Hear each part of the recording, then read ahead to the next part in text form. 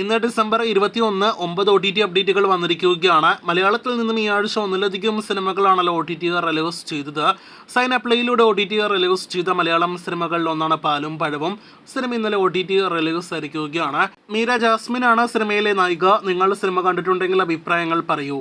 നെറ്റ്ഫ്ലിക്സിന്റെ ഒരു documentary series ഇപ്പോഴത്തെ OTT release ആയിരിക്കുകയാണ്. യോയോ ഹണി സിംഗ് ഫേമസ് എന്നാണ് സീരീസിന്റെ പേര്.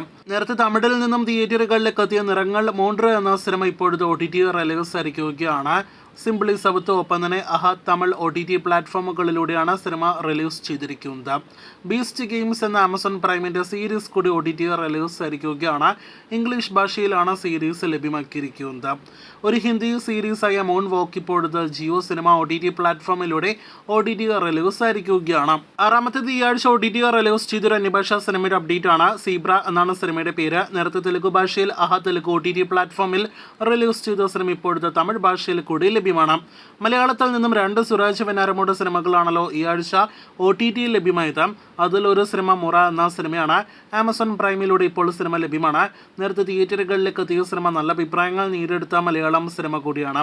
മുറയ്ക്ക് പിന്നാലെ തന്നെ ഒരുപാട് നാളുകളായിട്ട് ഒരുപാട് പ്രേക്ഷകർ കാത്തിരുന്ന മറ്റൊരു മലയാളം സിനിമ സുരാജിന്റെ സിനിമ മദനോത്സവം എന്ന സിനിമ കൂടി ഈ ആഴ്ച OTT റിലീസ് ചെയ്തിരുന്നു.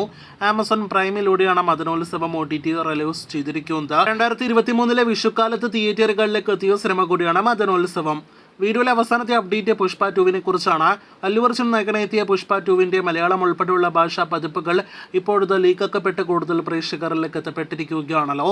ഇതിനിടയിൽ ഇനിയും സിനിമയുടെ റെഗുലർ OTT റിലീസിനായിട്ട് ഒരുപാട് പ്രേക്ഷകർ കാത്തിരിക്കുന്നുണ്ട്. നെറ്റ്ഫ്ലിക്സ് ആണ് പുഷ്പ 2വിന്റെ OTT അവകാശങ്ങൾ സ്വന്തമാക്കിയിരിക്കുന്നത്.